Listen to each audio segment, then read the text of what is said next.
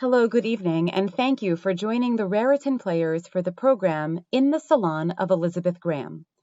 My name is Rebecca Cypess, and I'll take a few minutes now to introduce the music that you'll be hearing. This program forms part of the Raritan Players' ongoing exploration of music in the salons of 18th century women. Elizabeth Graeme, who lived in Philadelphia and in her family estate, Graeme Park, which still stands in Horsham, Pennsylvania, was a leading poet in the so-called Mid-Atlantic Circle. She counted among her friends Richard and Anna Stockton, Benjamin Franklin and his son William, to whom she was once engaged, the statesman and musician Francis Hopkinson, and Hopkinson's friend and musical mentor, the professional violinist James Bremner. Elizabeth Graeme was born in 1737 to Dr. Thomas and Anne Graeme, devout Anglicans who were part of the elite class in the American colonies that maintained close ties to family and friends in Britain. Anne Graeme, daughter of the Pennsylvania governor, Sir William Keith, taught Elizabeth to read and write, to appreciate literature, and to exercise Christian devotion. Elizabeth's exposure to music began early on. In 1764, she reported to her friend Mary Campbell that she had been taking lessons with one of the music masters who had recently established himself in Philadelphia. By the 1760s, Philadelphia had begun to attract a population of enterprising professional musicians who taught, sold sheet music and instruments, and performed publicly. Foremost among these was James Bremner, who emigrated to Philadelphia from Scotland by 1763. Bremner directed a music school where he taught harpsichord and guitar to women, and those same instruments, as well as violin and flute, to men. Bremner also initiated and played in the first public concert series in Philadelphia, and it appears that the Graeme family attended them. Bremner's connections to both England and Scotland enabled Philadelphia's musical community to remain abreast of the latest developments across the ocean.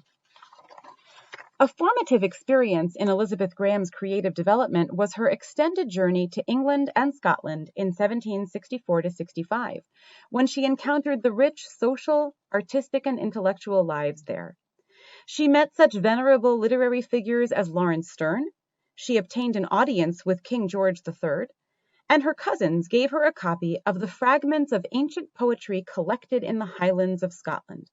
This purportedly ancient work, really a forgery by James Macpherson, helped establish the vogue for Scottish poetry and songs that swept across Europe and the British colonies.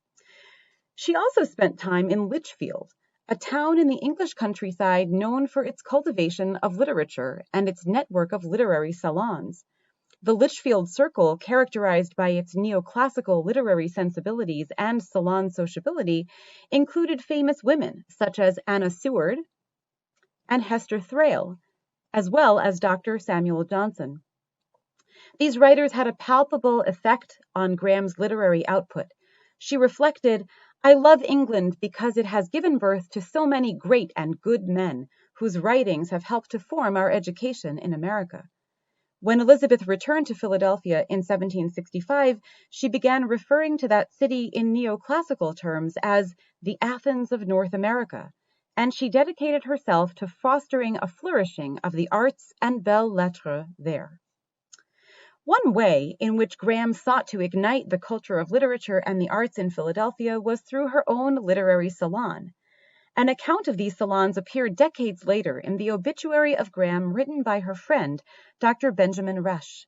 He wrote, "Saturday evenings were appropriated for many years during Miss Graeme's winter residence in the city for entertainment not only of strangers, but of such of her friends of both sexes as were considered most suitable company for them. These evenings were, properly speaking, of the attic, that is, sentimental kind.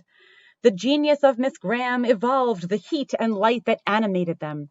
One, while she, instructed by the stores of knowledge contained in the historians, philosophers, and poets of ancient and modern nations, which she called forth at her pleasure, and again she charmed by a profusion of original ideas, collected by her vivid and widely expanded imagination, and combined with exquisite taste and judgment into an endless variety of elegant and delightful forms. Upon these occasions her body seemed to evanish, and she appeared to be all mind." In Rush's estimation, Elizabeth transcended the limitations of her female body to reach a seemingly higher plane of intellectual achievement and inspiration. While Rush's description of Elizabeth Graeme's salon does not mention musical activities, other evidence suggests that music making, whether by Graeme herself or by her friends, was an important component of her salon gatherings. When her friend Francis Hopkinson traveled to London in 1766, she asked him to select a harpsichord for her, and he obliged, as he wrote, "Long looked for will I hope come at last. I have shipped your harpsichord on board of Captain Sparks, and I heartily wish it may arrive safe and prove to your satisfaction." In addition to the presence of a harpsichord in her home, further evidence for her cultivation of music comes from her poetry. She participated in the custom of writing new poetic texts for well-known Scottish tunes. Among these is her 1769 poem, Content in a Cottage, a tune to the Lass of Petey's Mill, a tune you'll hear later. The practice of writing new poetry to be sung to well-known tunes was designed to enable sociable music making. By writing a new text that could be sung to such a melody, Graeme created a means for an easily shared communal experience.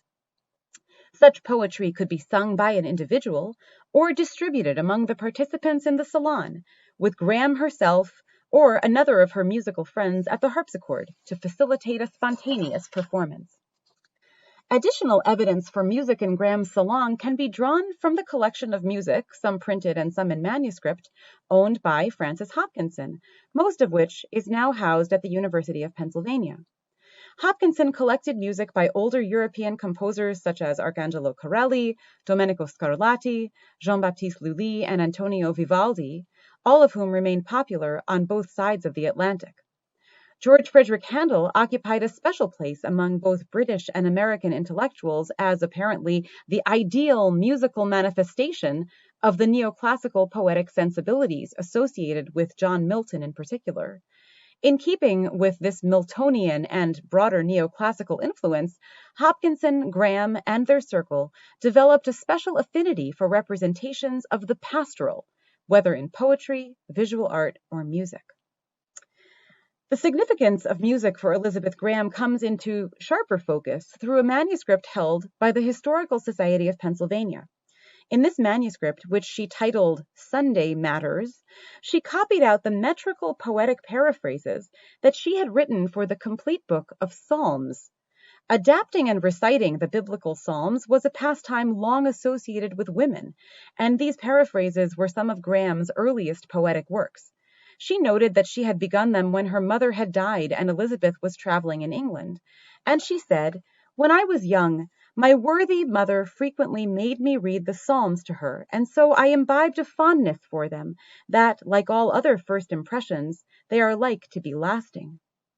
Yet she copied out this manuscript over the next several decades, and in keeping with the 18th century practice known as commonplacing, she copied it alongside numerous essays, letters, and sermons related to Psalms. Many of the works in the Sunday Matters manuscript relate to music, demonstrating that she understood the Psalms as inherently musical and that she saw music as part of her Christian spirituality. Indeed, the spirituality of the Psalms elides with the Miltonian pastoral register in the title page that she wrote for the Sunday Matters manuscript. This page includes 2 epigraphs. The first is from the book of James. "If any be afflicted, let him pray, and if any be merry, let him sing psalms." The second is adapted from Milton. "I was all ear, and took in strains that might create a soul under the ribs of death. At last a soft and solemn breathing sound rose like a steam of rich distilled perfumes and stole upon the air." It seems that Elizabeth Graeme stopped hosting her salon upon her marriage to Henry Hugh Fergusson in 1772. The following decades were difficult ones for her. Her husband, a loyal Tory, abandoned her and fled to Britain during the Revolution. Her property was seized by the new government of the United States, which included some of her friends, and it took her years to recover it. However, she continued to write poetry. She published some, while allowing the rest to circulate in manuscript among her friends. Ultimately, I think, Graeme's poetry, even the poetry that she wrote after her salon ceased to meet, was informed by the musical poetics, sensibility, and sociability that she had cultivated there. Thank you.